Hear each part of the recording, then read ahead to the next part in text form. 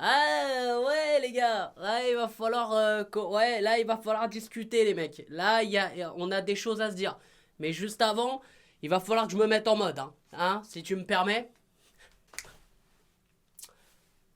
Ah bah alors les gars.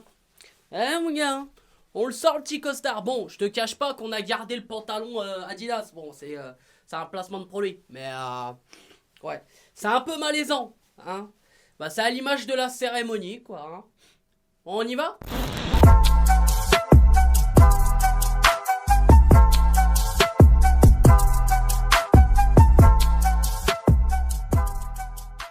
Et salam le monde, c'est le retour du coach pas possible, j'espère que vous allez bien. Bon du coup les gars, vous l'avez deviné, bien sûr on va parler de cette fameuse cérémonie du Ballon d'Or 2021. Une cérémonie qui est bien sûr de retour après une saison blanche due aux conditions sanitaires. Elle a eu lieu au théâtre de Châtelet. Oui, tu as bien entendu. Il existe bien un théâtre à Châtelet. Ouais, parce que moi je vais pas te mentir que pour moi Châtelet, c'est ça en fait. Est-ce que vous avez déjà léché les deux boules d'un mec? Bref, sinon cette cérémonie a débuté avec un délire assez chelou. Oui, en fait, il y avait deux petits bonhommes qui ont transporté les trophées dans une voiture sportive. Deux petits bonhommes qui avaient la particularité d'avoir des casques à la Daft Punk. Alors les gars, je vous cache pas que j'étais un peu inquiet de qui on allait découvrir sous ces fameux masques. Moi, j'avais peur de ça, quoi.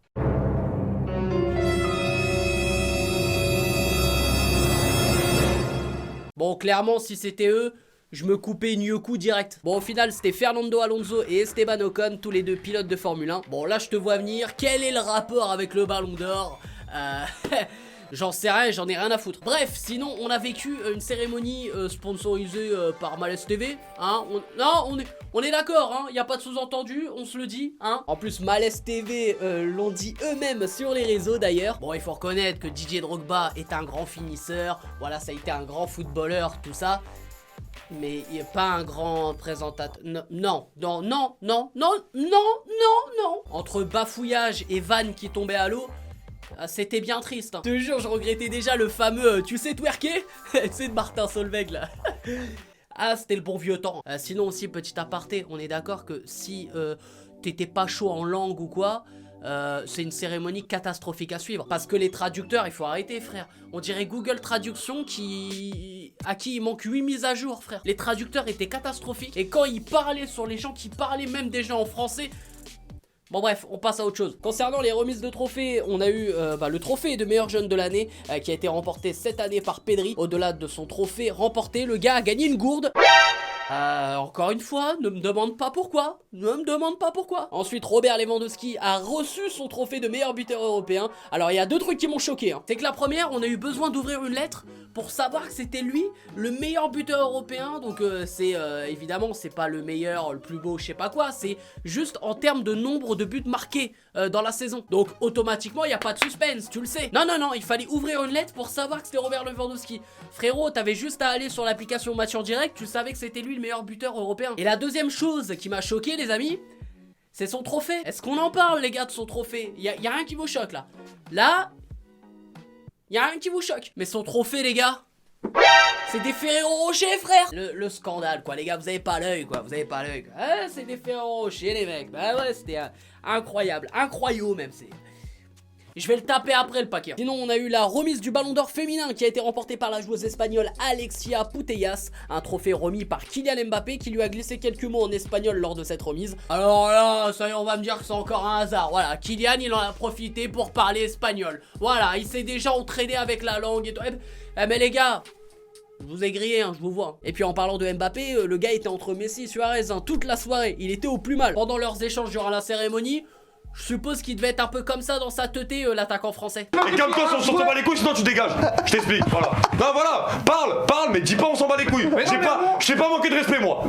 Un autre joueur du PSG qui s'est distingué durant la soirée, c'est Gigi Donnarumma, qui a reçu le trophée du meilleur gardien de l'année avec ce fameux trophée Yashin. Frérot, pendant les remerciements, là, tu sais, pendant le petit discours et tout, là, Donnarumma, là, frère, il est tellement grand, je sais pas si t'as capté, il a dû faire le bossu pendant son discours, tu vois ou pas? Est-ce qu'on peut parler aussi du coup là de son trophée là au bossu là? Est-ce qu'on peut également parler de son trophée là au frérot? Non mais attends, les gars, y a personne encore qui a capté le bail. On dirait un des tickets d'or qui a été donné par Orelsan, c'est dans son dernier album La Civilisation. Ou alors le fameux ticket d'or qu'il y a dans Charlie et la chocolaterie. C'est à toi de voir pour la ref. Par la suite, on a eu la remise du trophée du club de l'année qui a été décerné à Chelsea. Alors pour les conditions sanitaires, les joueurs de Chelsea n'ont pas pu faire le déplacement. Du coup, ils étaient en duplex. Alors le duplex, les gars, oh, il va falloir en parler. Il y a eu tellement un décalage, tu sais, entre les questions et les réponses. Bon, c'est ce qui arrive souvent dans les duplex. T'as des trucs de 1 ou 2 secondes. Là, c'était des trucs entre 1 et 2 journées, en fait. Il y avait tellement un décalage entre les questions et les réponses.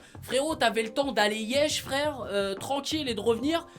L'interview n'était pas terminée, quoi, alors qu'il y avait qu'une question. Donc là, encore un moment malaisant dans cette cérémonie. Mais à partir de là, on était dans une routine, on était installé dans le malaise. Et bien sûr, le moment qu'on attendait tous, voilà, la remise de ce fameux Ballon d'Or 2021 avec un suspense incroyable. Parce que voilà, il s'est passé quelque chose de ouf. Léo Messi a gagné ce Ballon d'Or. Voilà, waouh, incroyable. Donc Léo Messi remporte son 7e Ballon d'Or. Les frérots, c'est quand même quelque chose d'incroyable, il faut se le dire. Mais moi j'ai envie de dire aussi autre chose, les gars, il faut qu'on soit... d'accord, c'est que au moment de la remise, donc du coup ça se joue entre lui et Robert Lewandowski, on a tous eu à côté chez nous, on s'est dit, mais imagine quand même, c'est Robert Lewandowski qui gagne, tu vois. Pour moi, tu vois, je compare ça un peu comme au Roi Lion. Tu vas capter. Quand tu regardes le Roi Lion, t'espères toujours que le père de Simba il meurt pas, tu vois. Tu te dis mais non, il va pas mourir, il va se réveiller. Mais en fait il meurt parce que le film ne change pas. Bah en fait la vie de Messi pour les Ballons d'Or c'est la même chose. Quand il est en finale et en face à face, tu sais que le mec il va gagner. Mais tu te dis comme un con, oh, bah, c'est Ribéry, peut-être que Ribéry va gagner. Ah non, c'était la même chose à l'époque.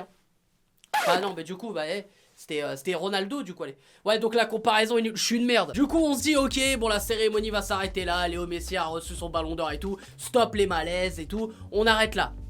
Non, parce que déjà, il y a eu, bon, voilà, le petit pitch sur Messi, on a retracé sa saison, bon, tout le blablabla. Frère, tu tapes les meilleurs moments sur YouTube, bon là c'est mieux. On a eu Luis Suarez qui a remis le trophée, donc Luis Suarez veut regagner sa place et tout pour le bouquet final. Le mec est à 2 doigts de se casser la gueule, donc ça aurait pu être un des meilleurs moments de l'histoire télévisuelle, on est d'accord. Mais bon, ce moment-là n'a pas eu lieu, c'est bien dommage. Du coup les frérots, on a eu quoi? On a eu un Léo Messi qui devait appuyer sur un bouton. Et il fallait enfin, en appuyant sur le bouton, il allait se passer un truc de ouf. Donc on se dit, ah, peut-être qu'ils ont tout misé là-dessus. Ah les gars, il y a moyen que la cérémonie soit sauvée.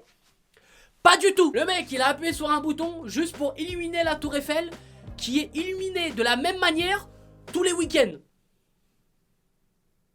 Foutage de gueule. Ah frérot, même moi pour mon live anniversaire, frérot, j'ai fait largement mieux que lui. Ah mais frérot, même moi pour mon anniv, j'ai fait largement mieux que ça.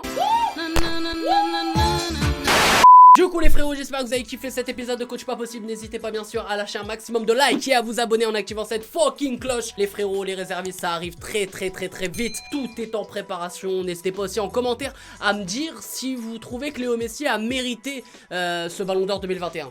C'est à vous de jouer et restez à l'affût aussi sur les réseaux. Tout est disponible dans la description sous la vidéo. On compte sur vous. En attendant, prenez soin de vous. C'était le Coach Pas Possible. Et n'oubliez pas, 5 frais légumes par jour. Je vous fais la bise.